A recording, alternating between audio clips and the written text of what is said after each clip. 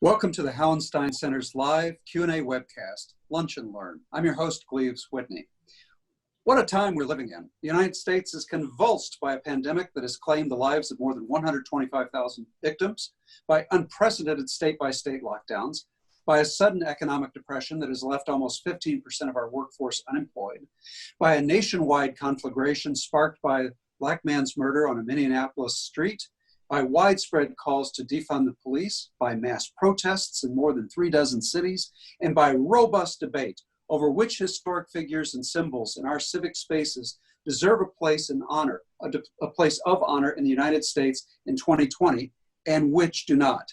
It is this last topic that has risen to the forefront of debate in the last couple of weeks. So today I'd like to explore the difference between history and memory. Now, definitions are in order. History is the humanistic discipline and intellectual training and methods to discover what happened in the past. We distinguish it from memory, which is how a diverse community thinks about its collective past, how that community judges what happened, decides what its narrative should be, and assigns praise to the heroes and blame to the villains. Let me put that another way. It's a pretty dense definition. Academic history results in a contested intellectual reconstruction of the past on its own terms, while our collective memory results in a clash of values and a contested ethical evaluation of what to do with the past in the present. Now, that's a lot packed into these definitions. So to help us guide through these polarities between history and memory, I've invited Dr. Shannon Duffy to join us on today's Lunch and Learn. Dr. Duffy grew up in one of America's most historic cities, New Orleans. So she was already exposed to the tensions between history and memory as a child. She currently teaches early U.S. history at Texas State University in San Marcos, a gateway to the beautiful Texas Hill Country. My conversation with Dr. Duffy will go about 45 minutes or so, followed by questions from our viewers. So feel free to begin sending your questions to us right away using your Zoom toolbar to do so. Thank you so much for joining me on today's webcast, Dr. Duffy. Hi, how's it going? It's going great here, although a heat wave, a Texas-style heat wave, is coming up to Michigan, I can tell you that. Okay, now what does Michigan consider hot? Anything above 70. Oh. Well, we have 100 yet. We have a lot to talk about, Shannon, and the danger of getting fellow historians together is going to be very real on today's webcast. I love talking about the stuff that you study and think about. And like you, I spent part of my childhood in New Orleans where you can't avoid being immersed in history and memory. So tell us how you became interested in the communal memory of New Orleans growing up there and in academic history once you got to, say, high school or college. That's funny, because I thought you were going in a different direction, but it's... Oh, we could go in your direction, no, too. It's all right. If you would think coming from New Orleans, I would have studied New Orleans history. I mean, wouldn't that be the obvious? And yes, New Orleans is one of those cities, unlike, I think, Houston, unlike Atlanta, which tend to be very much about the new. New Orleans tends to revere things just because they're old, you know, even if it's an old grocery store, anything. But when I first got interested in history, I studied Boston. And I think that it was, you know, as a little kid, I was fascinated with New England because it was everything New Orleans was not. It was cold. I never saw snow until I was 18 years old and went to UVA. When I went to tour the campus, the first time I ever saw snow. So I actually got involved studying the Revolution in Boston. And so I've really been, as a historian, there's sort of been two cities that I've really focused on, first Boston and Philadelphia. And it's only recently that I've actually, you know, I grew up in an incredibly historic city that I somehow didn't really spend a lot of time investigating. I did have one. Yeah, I'm sorry. Go ahead. You had another question. No, where did you think my question was going? And feel free to answer that one too. Monuments. Yeah, but that's okay. Yeah, we're going to get there. I was actually, though, there is one project that I was involved in. I went undergrad at Emory in Atlanta, and then I sort of boomeranged back to New Orleans, mainly because of money. And so I went to the University of New Orleans, and I studied with Warren Billings. And at the time I was at UNO, they had made an amazing discovery. It's the kind of stuff historians absolutely live for. They thought that they had lost the records of the Louisiana State Supreme Court. And then they were renovating an old building, and they discovered that they were in the attic the whole time. And this is from the time that Louisiana was purchased, 1803, to the beginning of the Civil War. So obviously incredibly important records. But the way the records were preserved, they'd been in boxes. Over time, the windows had broken. The pigeons had flown in. The pigeons had done as pigeons do for decades, and pigeon dung had actually encased the records. And so when you went through, Billings put all his grad students to work. You actually had tools. We didn't have a mask, which would have been a good idea, but you had a little feather duster. You turn the page, dust, feather. And the case that I got assigned, he had all this transcribing, was the case of a guy named Francois. He was a skilled slave. He was a hatter. And it was a manumission case.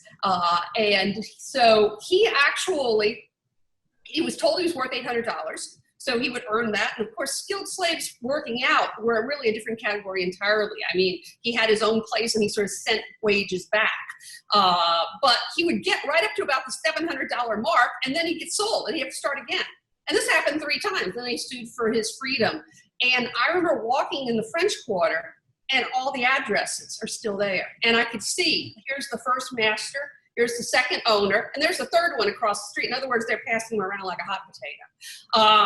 And so in some ways, I think coming from New Orleans, I've always had, I think it's very important to have that sense of the past being all around you, and not just the pretty parts of the past, which I think that very good distinction. To the monuments. The past is not necessarily celebratory. It's not necessarily meant to make us feel, sort of the sort of patriotic version of history. It makes us proud to be Americans. It's complicated. It's often very ugly. But I think that having a sense of history is a part of, understanding, how we got where we are. Well, you and I have some common experiences, having grown up, at least part of my childhood there in New Orleans. For example, on the streetcar, I always went around Lee Circle. And New Orleans was one of the first cities to be impacted by these debates over statues. Tell us what happened there in New Orleans in terms of history and memory. Well, they actually took down 4 statues in New Orleans, and they took them down kind of in order of offensiveness, I guess you would say. In other words, they went after the most offensive statue first. And this statue is a statue to the battle of what is called the Battle of Liberty Place. And, it's sort of like, well, who in the world could defend? So yeah, I'm actually crazy enough. I'm about to try to defend the monument to the Battle of Liberty Place. This is a monument that commemorates a massacre, and it commemorates a military coup of a lawful government. That's basically what is happening in 1874. You had probably a little less than 3,000 people defending the city of New Orleans, most of whom were free people of color in the state militia, led by the greatest scalawag of all time, Longstreet, who had switched sides, and they never forgave him for that one. And outside the countryside, pretty much a local version of the Klan had taken over pretty much the rest of Louisiana. And they'd done this through really terror. I say in my class, the Klan was the first terrorist organization, really. And so New Orleans was surrounded. And when the battle, as it were, came, the folks who were, it was basically the Metropolitan Police and the mostly freedmen state militia, were outnumbered over 2 to 1. And they say officially 60 people died. Numbers are probably far higher. It's a coup. It was basically a coup. And then they put this rather ugly obelisk up to commemorate, having, saved the city. They didn't save it for very long, but even though the people who took over were thrown out a couple of years later, that's pretty much the end of Reconstruction in Louisiana.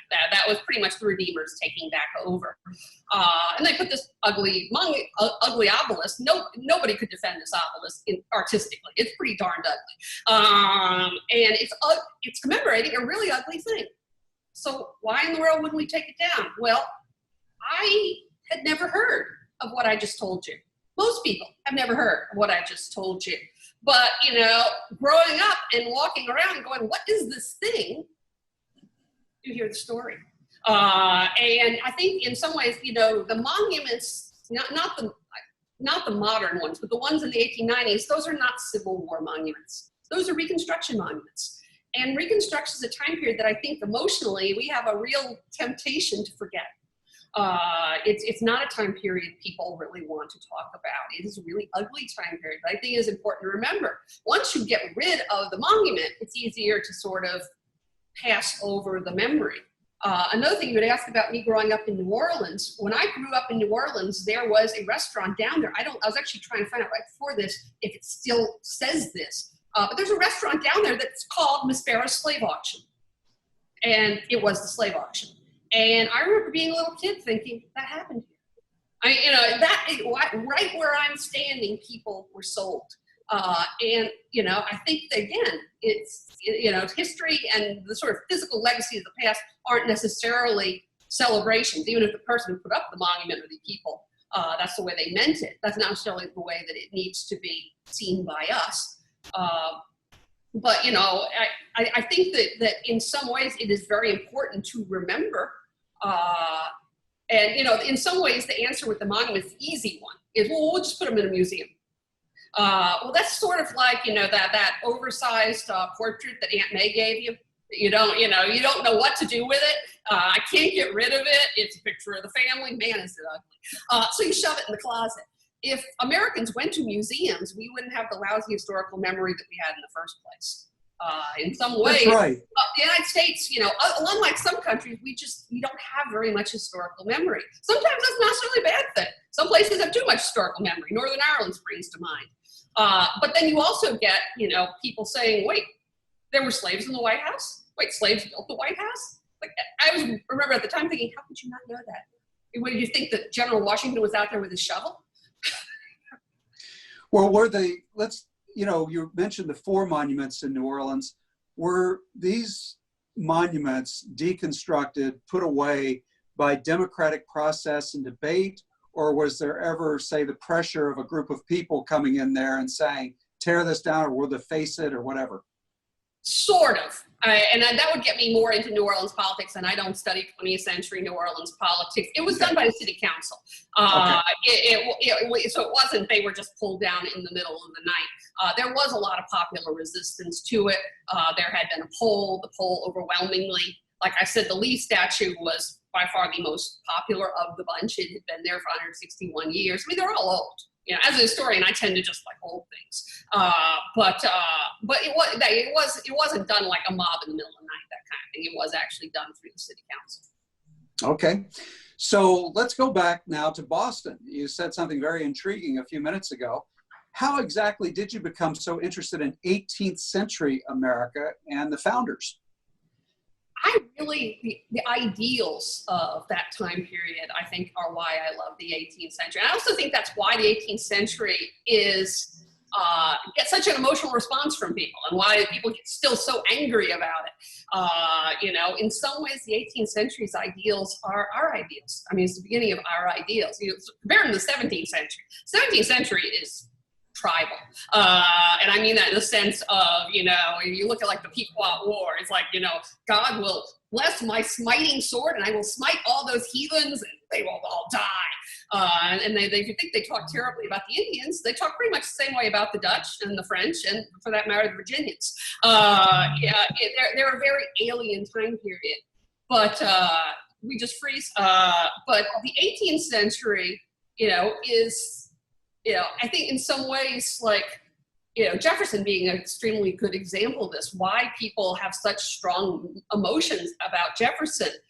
The fact that the guy who wrote All Men are created equal owned about 120 slaves at the time he wrote it would not upset people so much if that phrase had not mattered so much in American history. It is that contradiction of that time period that I think makes it such an interesting time period to study. Well, as a group, the founders are so hard to, corral into a particular religion or anthropology or ideology, say their vision of Republican government. A really diverse group of people. Give viewers an idea of the diversity of the founders, please. Oh, okay. I told my class, I said, you could actually probably use the Founding Fathers as a personality test, like a Rorschach test. Like, which one do you like? Do you like General Washington, Alexander Hamilton? I was flabbergasted when Hamilton turned into like this pop figure through a musical, because he is the most aristocratic of the bunch. I sort of, and anybody who does research will relate. If you study people long enough, you eventually start dreaming about them. During my dissertation, I showed my new computer system to Benjamin Franklin, Thomas Hutchinson, and John Adams. And Ben Franklin was the only one who got it. He was the only one who got technology. Sort of similarly, I think if all the founders, Hamilton would be the one person who would look at the United States and be like happy about the way that we came out. Like, he wanted us to be a superpower. He basically looked at Great Britain and said, we can beat them at their own game. We can be the military behemoth. We can be the trade behemoth. But he was aristocratic as can be, which is kind of funny because in some ways he comes from the very lowest background of all the founders, even more than Ben Franklin. Ben Franklin at least was born to honest parents. Hamilton's the child of no one. He's completely and utterly self-made, and he's a complete snob. Jefferson is basically a Virginia aristocratic, born to wealth. I mean, he married well. The best way to get money in the 18th century is to marry well. But definitely an aristocrat, and he's the one playing populist, and he did it very deliberately.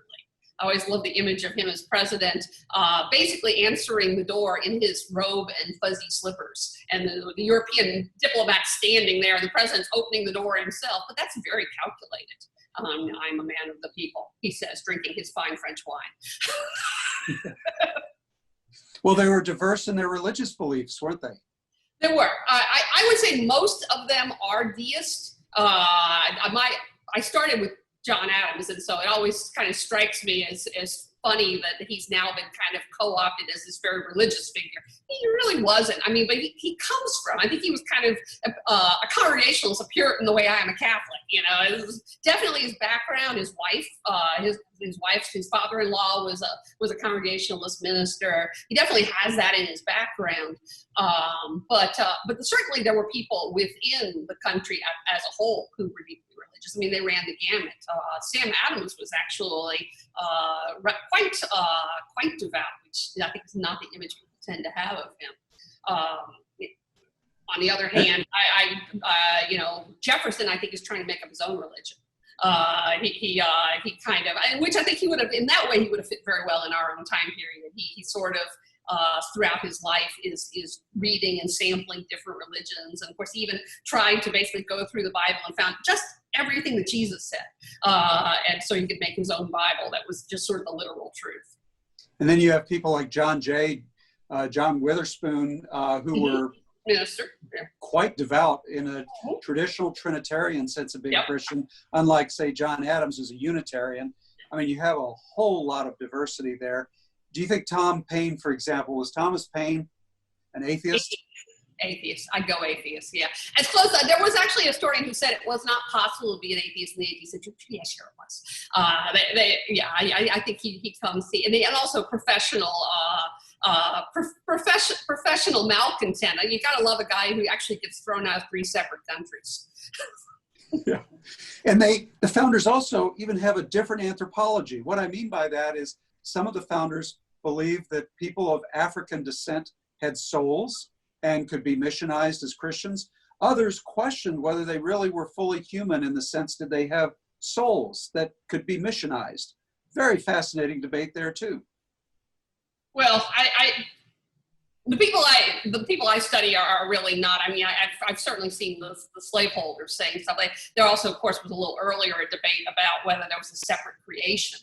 That gets you into that really, really creepy Jamaican plantation owner who seems to be doing like human experiments on his plantation to find out like how far down color goes. He's a seriously creepy guy.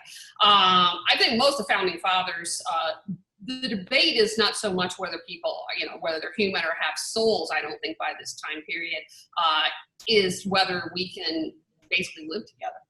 And I think, I think one of the reasons Jefferson is so controversial is he really gets himself into a huge amount of trouble because, he's thinking out loud and he writes everything down. But when he says, basically, I tremble for my country, it's actually one of the few places in his writing where I see him actually being religious. What he's saying is, if you look at what we did to them, if there is a race war, they're going to win because God's going to side with them because we're in the wrong here. And so, you know, ironically, this is why he thought that you really could not have coexistence, is because in some ways the crimes could never be forgotten. It's a very interesting thing to hear somebody in the 18th century say. Well, and we have to be careful when we judge Jefferson because of, I believe that statement that you just said was from the 1820 Missouri Compromise. It was his comment about that. But if you go all the way back to the beginning of his career, go back to 1759 to 1765, when he's in the colonial, you know, you look at Virginia as a colony in those days, and the House of Burgesses, he actually, at that time, or 1769 to 1775, he actually tries to get a bill passed that would free the slaves and educate them and fit them for freedom. And he's laughed out of the House of Burgesses. And it goes to show that when we judge people, we always have to look at them within their historical context and the available options that they had. So he's a very complex figure. He had tried to free them before he ever penned the words, "All men are created equal," and he failed. And he tried to get a condemnation of the slave trade into the Declaration of Independence, and he failed again on that one. You know, it was not going to fly. But essentially, he brought up that 1820s. Of course, both him and John Adams lived long enough to see that 1820, which to me is sort of the beginning of the parade of events that leads to the Civil War. And the fact that both of them actually lived long enough to see it, and they both were worried. And I remember John Adams basically was writing to his son Quincy and said, this is going to lead to a civil war. And so I think in some ways that probably was also, so yes, Jefferson does not stay the same. He does not stay static. The thing about them, arguing about Lincoln's views, Lincoln does not stay static. His views shift, and just like politicians do today. If you look at politicians on gay rights, where they were, at one point 20 years earlier and where they end up, well, they evolve, they change. Yeah, especially the difference between their private beliefs and then what they're willing to admit publicly. So, for example, President Obama with, same-sex marriage, he publicly changed his beliefs. I don't know that we can debate really exactly when privately he changed, but clearly there was a public record of his change there. Now, back to the 18th century, okay. Early 19th century. So as we go through a few major chapters in early U.S. history, Shannon, let's look at how diversity results in a clash of values and fierce debates, so we have a better sense. So many people today just lump them all together. They don't have the nuanced understanding of these differences.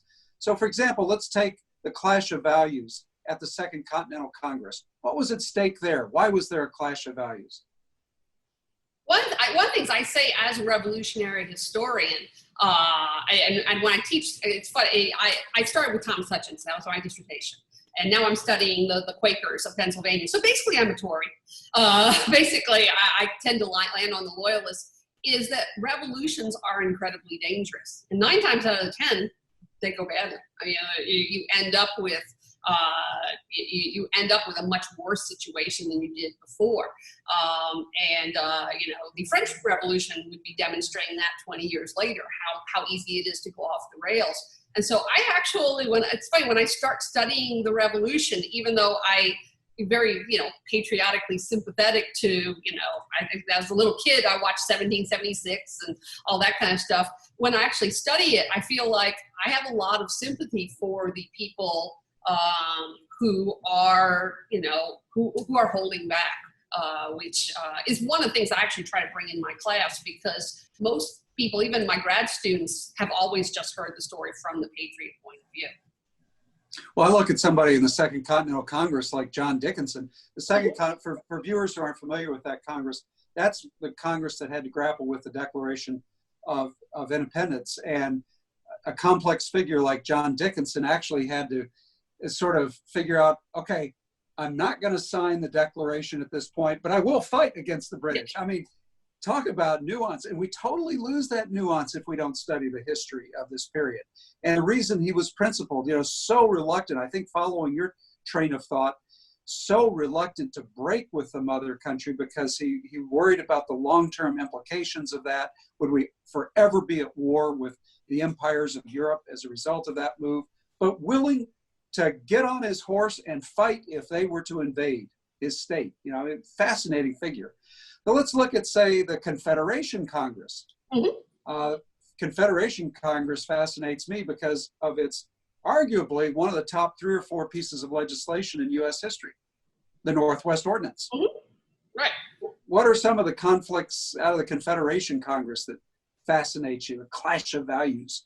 Well, I mean, one of the things, I haven't studied the Confederation Congress itself that much, but one of the things I find fascinating about that period is a lot of the recent history basically suggests that if we could have polled correctly, you know, in other words, if you could have had that kind of capacity, no way does the Constitution pass. It's funny, under Texas law, I have to take an oath to uphold the Constitution. I always wonder when I'm teaching this period, am I breaking my oath here? If I say that, you know, the Articles of Confederation may have gotten a bad rap. It may actually have been working fairly well for a lot of people, but it wasn't working for the people who were mainly in charge of, not so much money. Money was important, but communication. And I think in some ways, one of the things that that period shows is the importance of what we would call the media. All the newspapers along the Eastern Seaboard, very few in the West. Not only are they dependent on trade, but they're also, just like newspapers today, dependent on advertising, which is trade. And so, you know, the people who are unhappy, and also if you look at what they're unhappy about, you know, they complained about Shays' Rebellion. That was sort of the argument that helps lead directly to the Constitutional Convention. But if you actually look at what people are really unhappy about, it's the crazy state governments. It's particularly a state government like Pennsylvania, which has made it extremely easy for debtors to get out of paying their debts. And the Mertons are extremely unhappy about that. They're unhappy about the fact that New York has decided to start taxing the other imports coming in from the other colonies, and they're making a lot of money off of it. And so as a result, we can't set one uniform trade policy to compete, you know, basically to compete on the world stage with Europe. So yeah, it's funny. What I'm saying, of course, is sort of an argument that was first said in the early 20th century, and it's one of those, I call them the zombie theories of history, sort of these undead theories that people keep trying to beat down and they won't go away. But I think there is something to it that the Articles of Confederation period is not necessarily as bad as people thought it was, but the reasons it doesn't work in reality may not have been the reasons that were given officially, I guess might be what I'll land on here. Well, that's right. And when you really stop and think about it, I think it was Article 13 in the Articles of Confederation that basically said, you know, there had to be unanimity in adopting any changes to the Articles. And so really, it's a rogue group of people that Hamilton and Madison get to come to Philadelphia in 1787. What they're doing is really, if you're honest about it, extra legal. I mean, I go with illegal. I mean, it was illegal. That's right. I mean, they were lawbreakers in the way they crafted the whole thing, and this is why they had such resistance. And, you know, the Constitution darn near failed. I mean, it was a tight race as you got all the states trying to ratify, and, you know, every lobbying group, you know, the Federalists and Anti-Federalists. So it had a little bit of a, I don't know, a shady beginning, I guess. I always thought it was interesting, you know, it's very hot that summer in Philadelphia, and yet they're meeting with all the windows closed. And at night, when they disperse, the great drinking game will now commence. Everybody takes the delegates out and tries to get them drunk, and not one of them cracked. Because people were desperate to get rumors of what they were up to for the 4 months that they were in there. The other thing I think is interesting is that the other Congress is meeting down the street. It's like, you know, so, you know, is it legal, illegal, somewhere gray area? It's not like the Articles of Confederation government doesn't know this is happening. It is weird.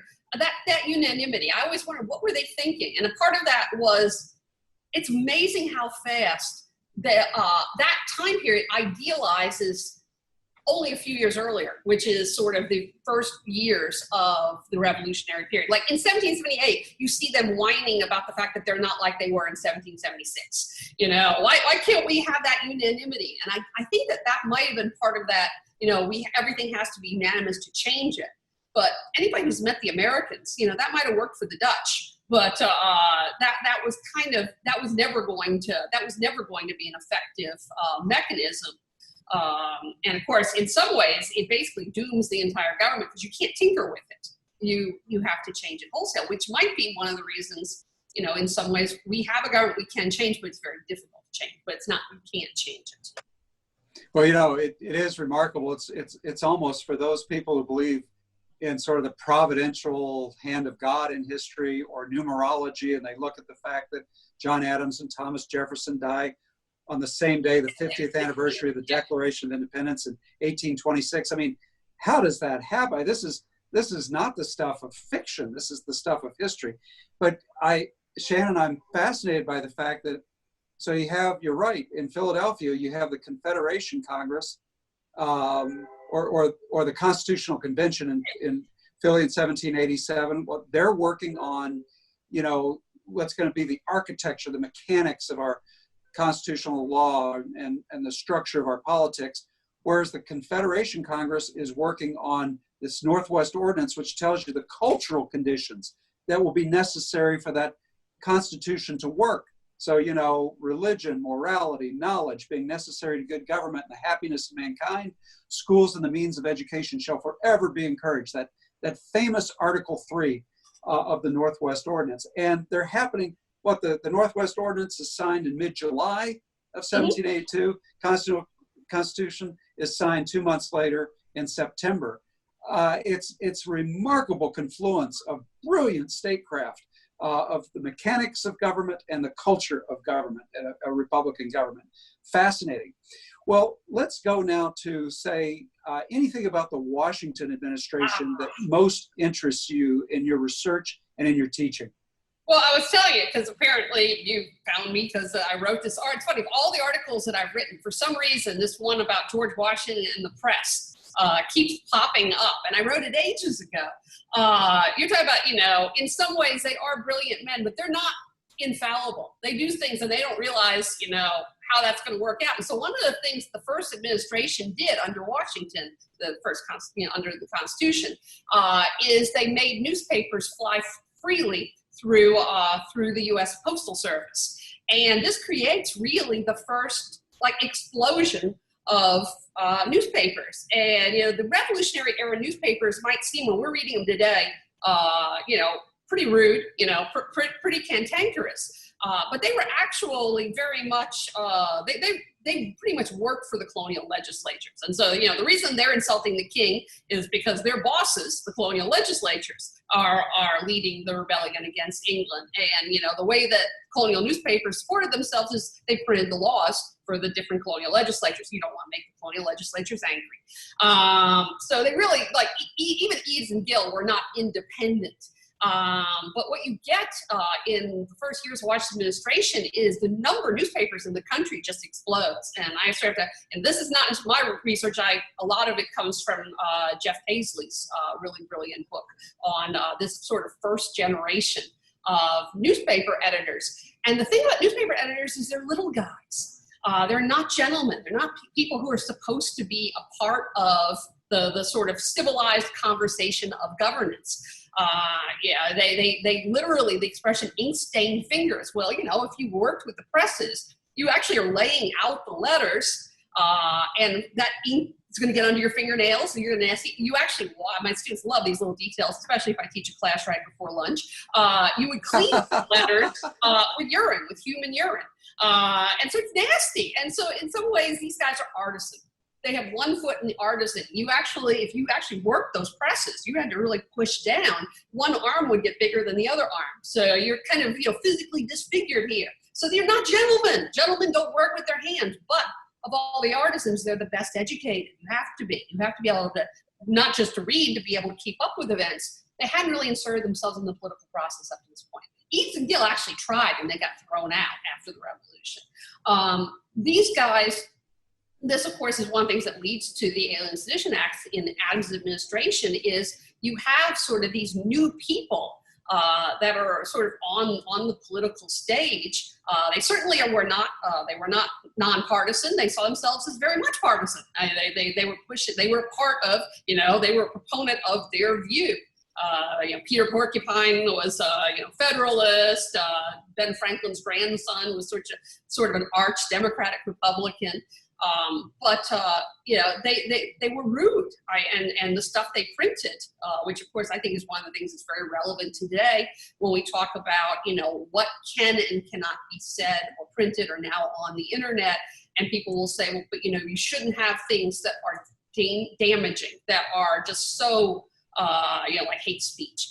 Well, there's never been a time when you tried to suppress free speech that people thought it was just the stuff that we disagreed with. It was always something that was utterly poisonous to our very essence. And the thing about Washington administration, I really try to stress to my classes, is this is an incredibly fragile country. You can't look at it with hindsight. It's not a superpower. It's a teeny tiny little country. And they are watching across the pond an ancient, much more culturally sophisticated country. Their oldest enemy, then their friend, just fall apart. Absolutely fall apart.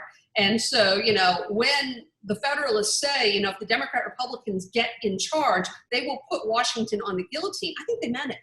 And when they talk about, in the years leading up to the Alien and Sedition Act, that these newspaper presses saying, and they were a little bit more restrained in Washington's administration, by the time you get to Adams, he's in the pay of the British, what we call fake news. He's actually in the pay of the British. At one point, during the election of 1800, a rumor circulated that Jefferson was dead. There was a real feeling that the newspapers were dangerous, and that there had to be a limit. There had to be some limit on what you could say, especially if the most extreme of Democrat Republican editors might be in the pay of the French. The funny thing is, some of them were in the pay of the French. I do think that whole, I'm sorry, I've gone completely around the circle just now, but that sort of fight about where the line between free speech is and, libel, which was a huge thing in the 18th century, which really starts in Washington's administration and then sort of culminates in Adams's with the Alien and Sedition Acts, which he then will be lambasted for pretty much for all eternity after that. It was a real big part of both administrations of, is there a point at which we have to respect the dignity of this very new, very fragile government?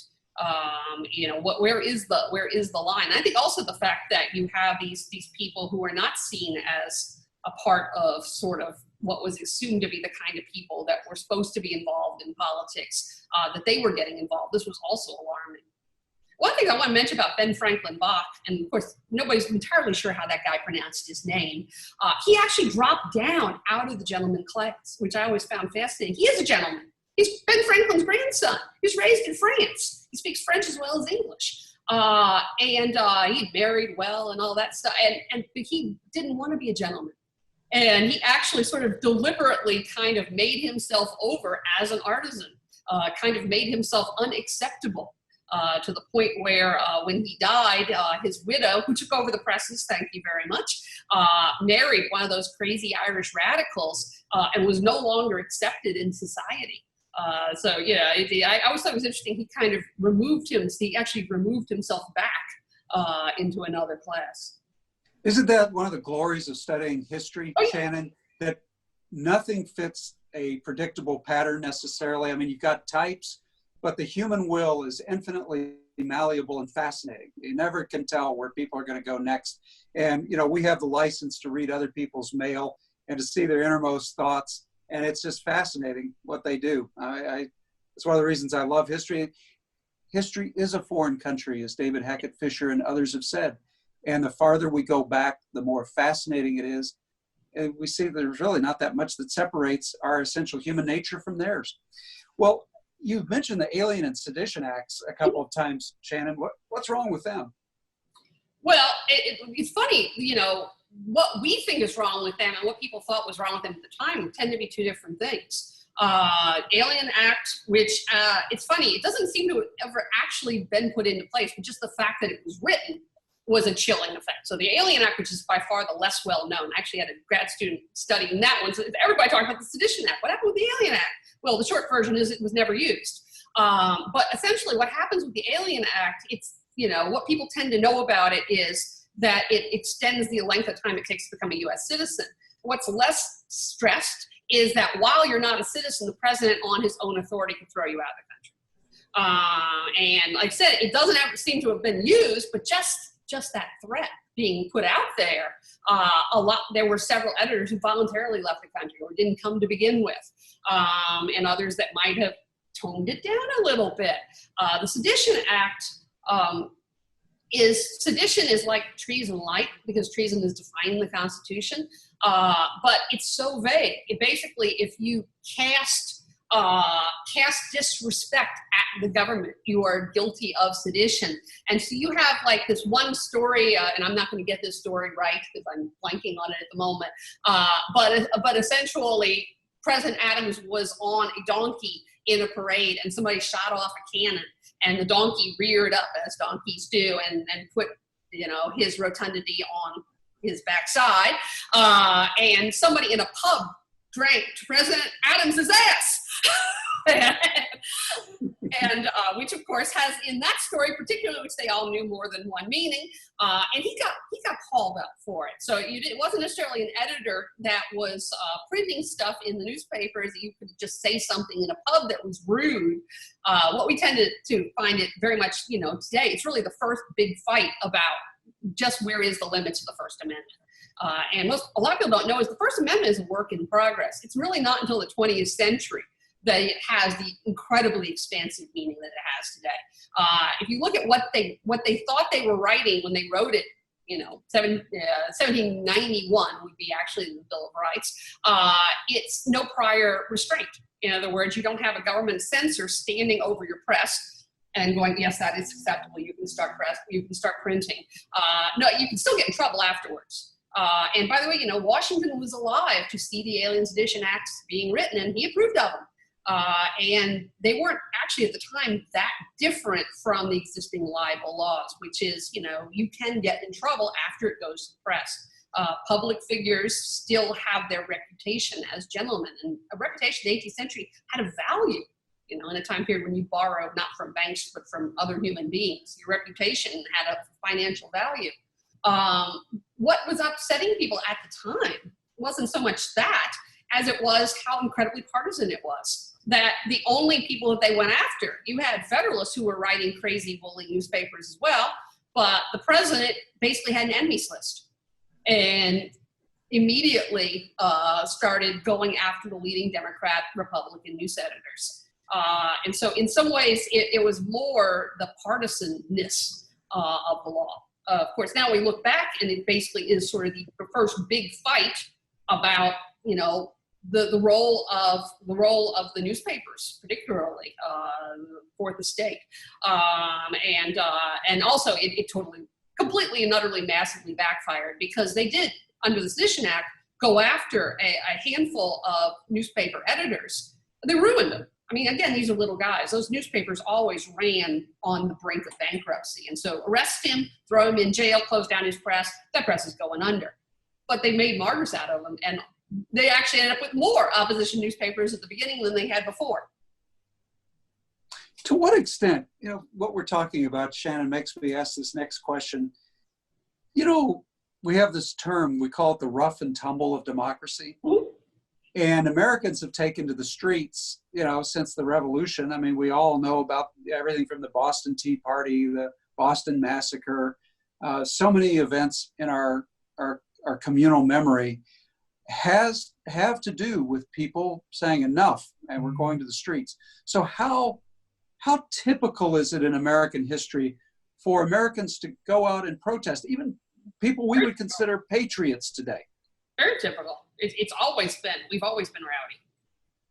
And actually, if you go back further, that is also a part of the British experience.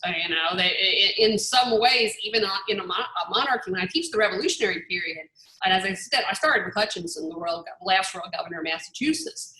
And one of the things that he wrote to the king is he said, mobs or a type of them have always been legal, I believe is how he put it. In a way, it's sort of like you had a monarchical system that didn't allow a certain segment of the population to have a political voice. You kind of have to have a safety valve for them. They're gonna get rowdy on occasion. And London saw rioting on a regular basis. At the time, and one of the things I find interesting as a revolutionary historian is that the non-importation acts, which we would call boycotts, were far more radical. And they freaked out Parliament, and really it was Parliament far more than the king until really the war starts. But they freaked out the British far more than rioting. Rioting is sort of, that rioting is what happens. It's what happens when the common people get a little bit too much to drink and hit the streets.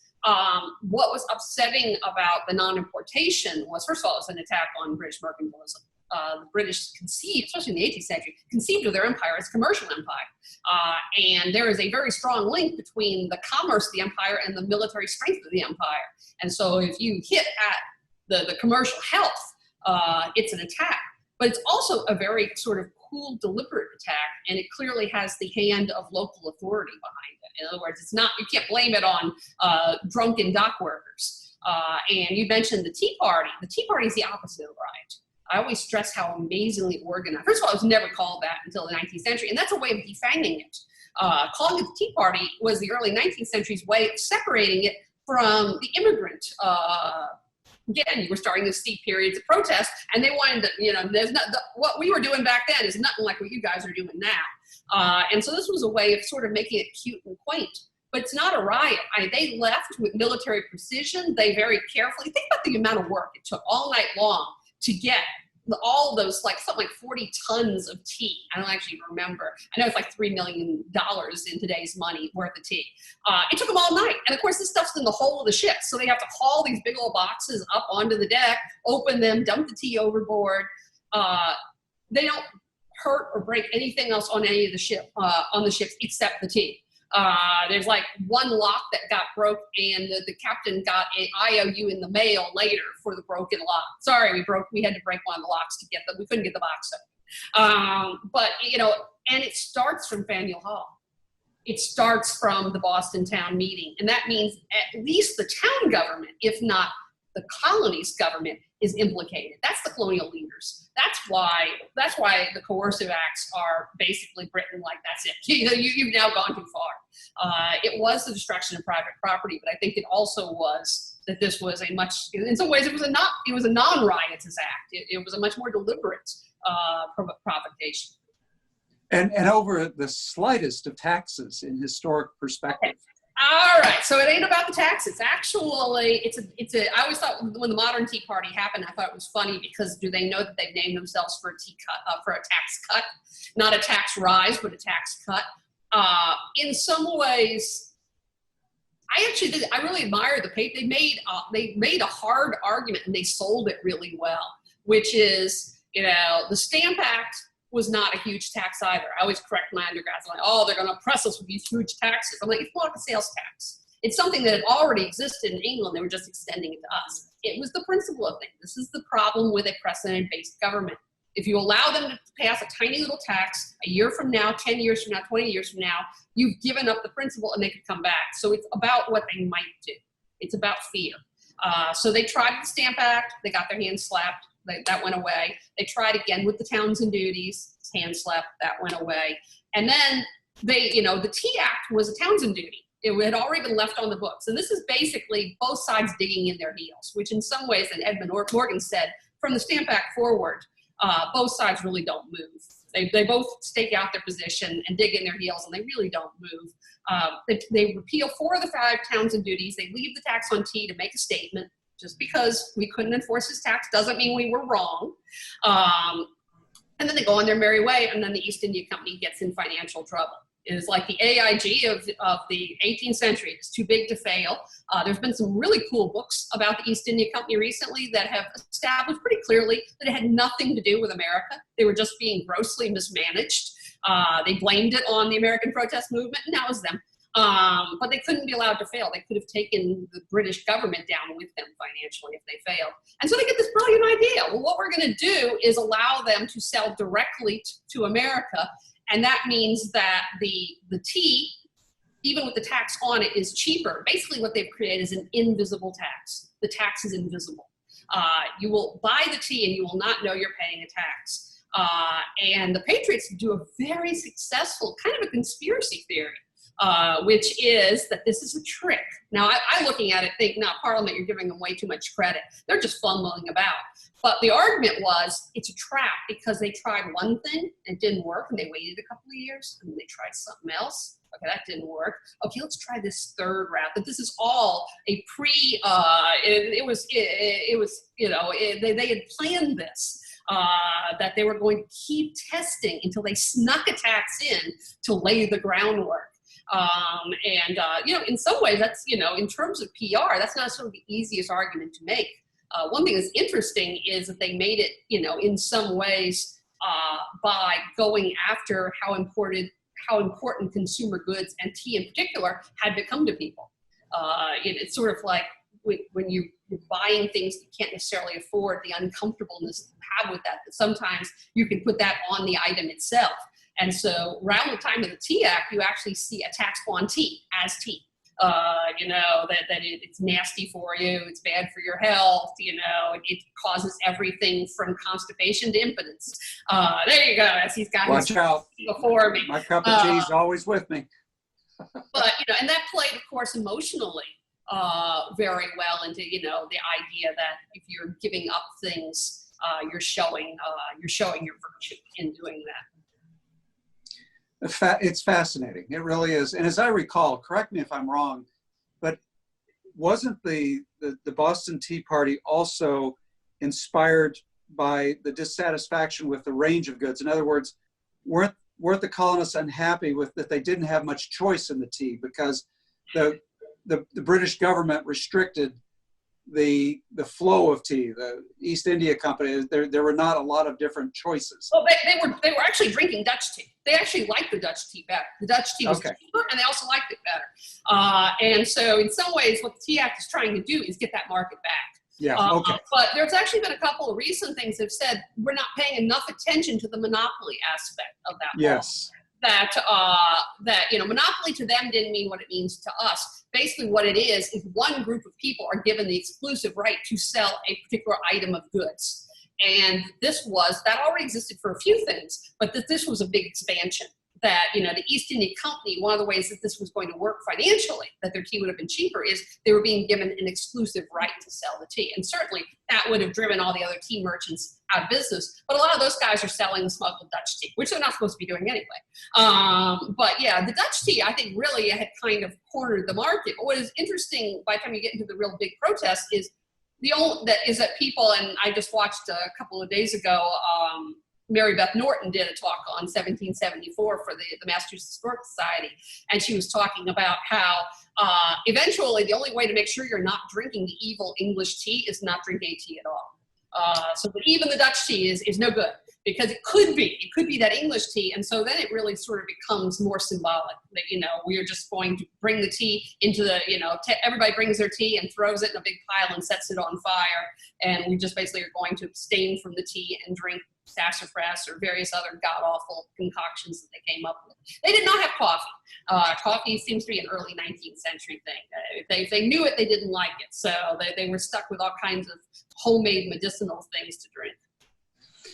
Well, you just mentioned the word monopoly a minute ago, and you said that we can have sort of a misunderstanding of the words as they were used in the 18th century compared to the way those same words are used today. And you also talked, Shannon, about one of the names of the states, our tiniest state, and how we have a different view of, what Rhode Island means. Rhode Island and Providence Plantation. Yes, please talk a little bit about that. I was not happy that they changed that name, because it is kind of misunderstanding. First of all, the whole thing's not an island. which is why it was Rhode Island, Right. Uplands Plantation. Plantation just meant farm. It's just a term that meant farm. Obviously, it took on another meaning later in time. But our name at the time of the Revolution, the official name for all 13 colonies was His Majesty's Plantations in America. It just basically means a big farm. It doesn't really have anything to do with a farm that's being run by slave trade. Now, of course, Rhode Island has a huge involvement in slavery, but it's not because they have big old plantations. It's because they are huge in the slave trade as a shipping power. Any other words that you're fascinated with from the 18th century that we tend to misunderstand today? Oh, during the constitutional debates, or the debates, I don't remember if it was Bale and what, it was not original to me. Somebody said, that, and of course, I think it's an expression about the British and the Americans being separated by a common language. But they are talking past each other. They really are, using the same expressions and meaning things completely differently. I think it's, virtual representation. I think the Parliament literally does not get when the Americans are saying we are not, and by the way, Americans would be a good one too. We were the Americans to the British. As far as somebody asked once, who was the first person to call this group of people the Americans? It seems to be England, and seems to be around the 1750s. You don't really see Americans saying Americans until right about the time of the Revolution. But when the Americans are talking about representation, they really have over 150 years invented something completely different than the way it works over in England. And so they're really talking past each other. The way I explain it in my classes is, in the British Parliament system, first of all, even at the time of the Revolution, only 15% of the British population has the right to vote. It's property-based. It's property-based in colonial America as well, but we just have a much more expansive property. Much larger segment of the population is property-owning. So first of all, only 15% can vote. And then secondly, the borders of where different members of Parliament came from that incredibly higgledy-piggledy long English history. And so you had, for example, areas that would be electing a member of Parliament that now is a lake, because over time the water came in and that whole area is now a lake. And so whoever happens to own the property where the lake is the guy who picks the member of Parliament. Meanwhile, places like Manchester, Liverpool, these big towns don't necessarily have representation because they're new. And so when you are a member of the House of Commons, so let's say Lancashire, our lake, is picking a member of Parliament, all he has to be is a commoner. He just can't have a title. And he does not represent Lancashire. He represents everywhere, all commoners everywhere in the empire, including America, all commoners everywhere. They think in those terms, king, aristocracy, everybody else. We seem like we made it up as we were going along, which is the case with a lot of colonial American history. The stuff I read basically said it may be basically England at the county level, which is what most of the American leaders in the first generations would have known. They weren't really from the top strata. They were sort of local leaders. Basically, I don't know, Travis, which of course is not a very good Virginia name. But say you're coming from a county of Travis, the guy has to live there. And then he will actually go to the House of Burgesses representing Travis. And furthermore, all the towns will be sending very explicit instructions to him. Do this, don't do that. A lot of times 1 or 2 year terms of service. So we grow up, and remember the oldest 2 colonies or provinces are 150 years old by the time of the Revolution. They have a lot of institutional memory themselves. They basically have developed, they've worked out a completely different understanding of what it means to be represented. And so they're talking past each other. Very, very good point. Well, a young person recently told me quite brashly that when she considers all the serious challenges that we Americans are currently facing, she doesn't really care what the founders thought. So what would you say to her? Well, first of all, our government is established by this generation, and we do have a very weird government. I think it's interesting that the other democracies that came along afterwards, if they imitate anybody, they usually imitate Great Britain. Then, for all that we think our government is all that, not too many people have imitated us. But we have a physical piece of paper that was written at a particular moment in time. But that is, for better or for worse, that is the highest law of the land. And so, we kind of, they kind of inserted themselves in the future, if you will. What they meant by things still has a very strong legal meaning, for one thing. But you also, I think that understanding this time period is necessary to understand a lot of the fights that are still very much going on. Certainly things like the Electoral College. And personally, I actually think a lot of the concerns that they had in 1787 are still very valid. I've certainly on Facebook and other places seen a lot of people just get rid of the Electoral College. Well, the reason the Electoral College was established in the first place was that they thought it would be easier for a demagogue to swing a popular election. And I'm not sure that they were necessarily wrong. They certainly, there's been a lot of times, not just in 2016, where people have been very unhappy that the popular vote and the Electoral College vote have gone in two different directions. But it was designed like that because the thinking was it would actually be easier for somebody to come along and command on emotion and to end up getting somebody in office that basically is appealing to people's, I guess, force instincts, you might say. And so it was meant to be a break. Again, fascinating, a very different view. And we have viewers, by the way, Shannon, who are queued up now to ask questions. Okay. So let's bring them into our conversation. Okay, sure enough. One of the questions I'm looking at actually goes, towards sort of an aristocratic view of the world and governing and what you're talking about with the Electoral College. So the question from Wesley Reynolds is, would Dr. Duffy please respond to this Enlightenment idea of an aristocracy of the mind, a natural aristocracy of talent and virtue, and how this idea intersected with the Republic of Letters in Europe? What a question. That's a sophisticated question. It's an excellent question. And the phrase cosmopolitan is still controversial. And another one you could from this time period is secular humanism, which really is them as well. Alexander Hamilton, it would have to be an aristocracy of the mind because he wouldn't be an aristocrat in anybody else's aristocracy. And I remember reading some things about, England in the 18th century that until, sort of the early modern era, to be an aristocrat is simply, you don't have to be educated, you can be utterly illiterate, and you don't necessarily have to be mannered. You don't even necessarily have to be hygienic. You're an aristocrat because you're born an aristocrat and because you own all this land, which comes with income. But that, by the 18th century, this is not enough, especially, as the commercial classes are rising in power. So they find something else. What separates us from them? And so you get sort of in the 18th century, this sort of stress on sensibility. That you have sort of elevated ideals. But I think it's kind of interesting, if sort of think of an earlier time period with your drunken lord, the expression, a drunk is a lord, he could be utterly slovenly, he could be utterly a lout, he's still the lord. He doesn't have to prove his worthiness. In some ways, I think it kind of comes from a place of insecurity. But the Republic of Letters is really an interesting time period because they really are seeing themselves as an alternate to, being English, being French, being American. It is, we are sharing this sort of common knowledge project and common set of ideals for the most part. And that's where our first loyalty lies. It's a very powerful impetus. It's credit for 3 revolutions, a whole rash of social movements, not some of which they might not have approved of. It was a very radical idea for its time.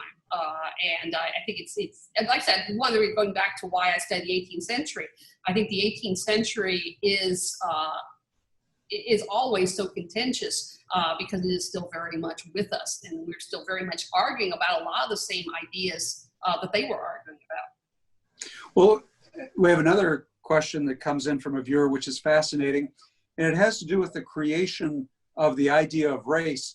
And there's been recent work, which this is not in the question, I'm ad-libbing a little bit here to set it up, but there has been recent work that has talked about the extent to which leading Enlightenment thinkers, Voltaire, Hume, and others, believed that there was a sort of a peck order of races, superior and inferior races in the 17th and 18th centuries. Do you want to address that?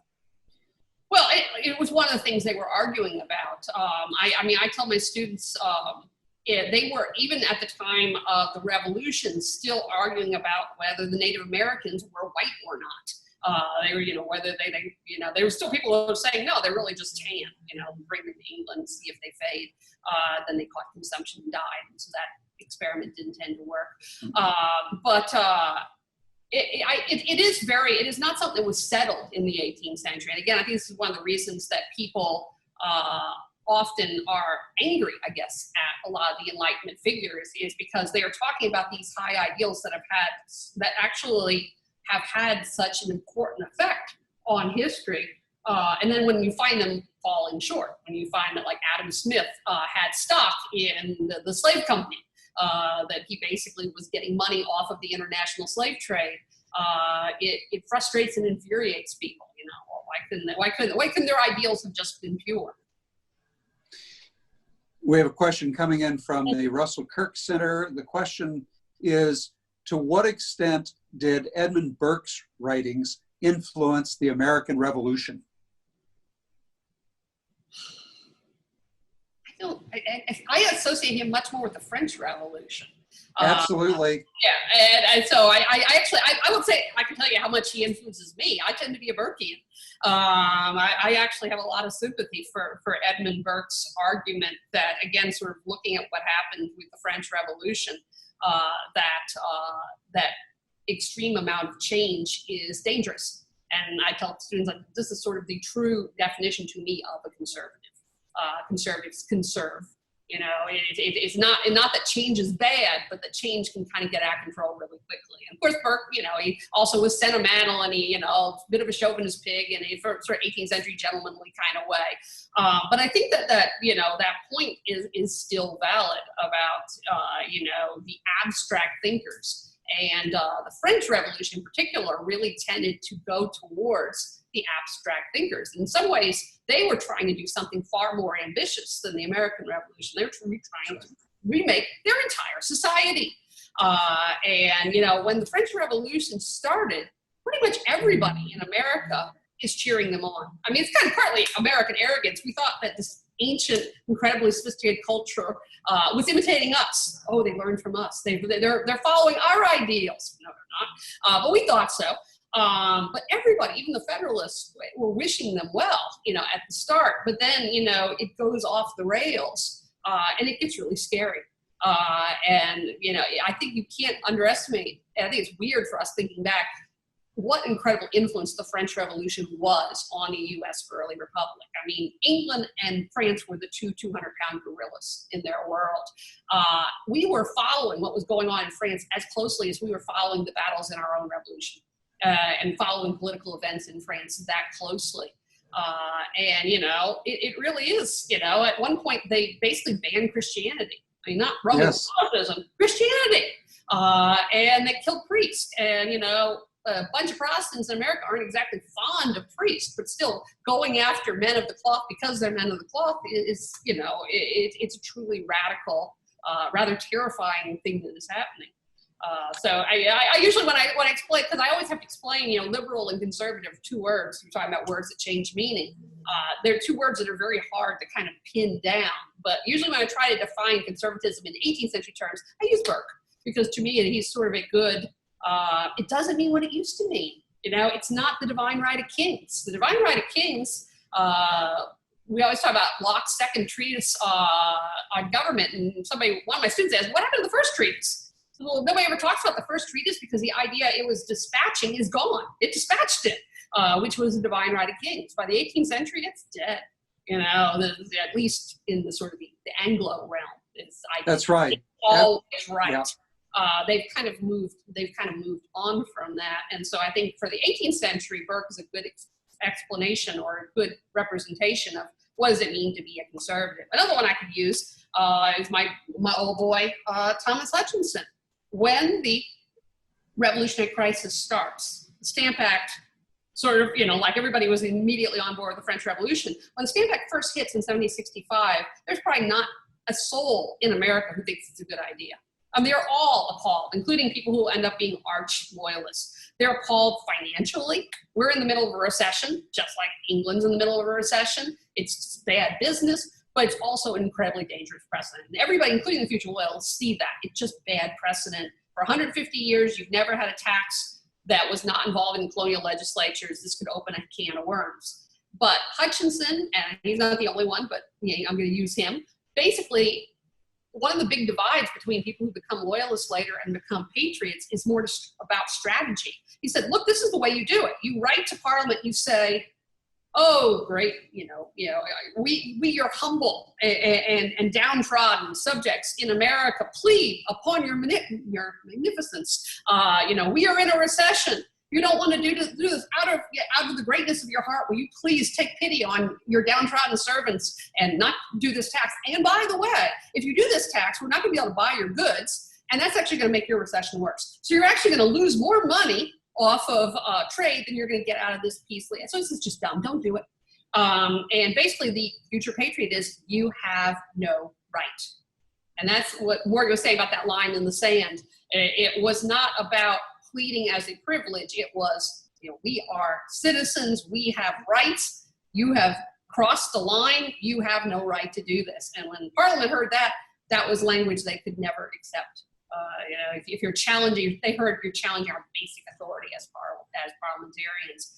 But Hutchinson all the way through was saying, why did you have to open that particular can of worms? If you wanted to get rid of the taxes, you don't have to stand on great abstract principle. Going back to the Enlightenment, I think that's one thing that tended to separate Enlightenment thinkers, the people who were really dedicated to great abstract principles and the people who were sort of more pragmatic. America was generally known as the more pragmatic Enlightenment. Let's talk about, what would make the cities better? Well, getting the streets cleaned up would be good. Philadelphia had an army of highly trained hogs that they released at night to clean up the streets of Philadelphia. Lighting it, setting up libraries. You had mentioned education, but these are it's called the practical Enlightenment. So like, well, what do you do to improve human life? We'll improve it in practical terms, which is sort of different from what Rousseau was talking about, which tends to be a lot more metaphorical.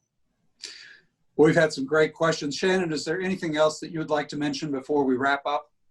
Hopefully that this made any sense whatsoever. This is my first Zoom interview, so very different forum. I find that when I give and I don't know how it worked for you, I was last semester recording my lectures. And unfortunately, my audience was 3 cats. What I found every single time was a lecture that was supposed to be an hour and 20 minutes long ended up being 2 hours long, because it's weird sort of talking into the ether. Hopefully this was enlightening to your audience, or at least amusing to your audience. Well, I certainly enjoyed it. It's a fascinating topic. It's often a neglected topic. So thank you, Dr. Shannon Duffy, for just being a delightful guest on today's live Lunch and Learn webcast. Viewers can now appreciate why your historical research and teaching open up a fascinating world to us, a foreign country, as it were, as we deal with all the challenges currently confronting our country today. We hope you'll come back and be my guest on a future webcast. And I invite those who tuned in to fill out a brief survey and let us know what you thought of today's program. Now, your host is going to take a few days off over the 4th of July. We've been doing this since late March, and now we're going to take a few days off. But I will resume our Lunch and Learn webcast at the same time, Thursday, July 9th, when my guest will be Krista Fernando, who is a recent biomedical sciences graduate of Grand Valley State University. And she's now also an alumna of our Hauenstein Center's Peter C. Cook Leadership Academy. Krista will tell us how faith has been pivotal to her development as a leader. So tell your friends and colleagues to listen in. And so till we have Krista on July 9th, stay tuned to all of our Hauenstein Center offerings and stay well.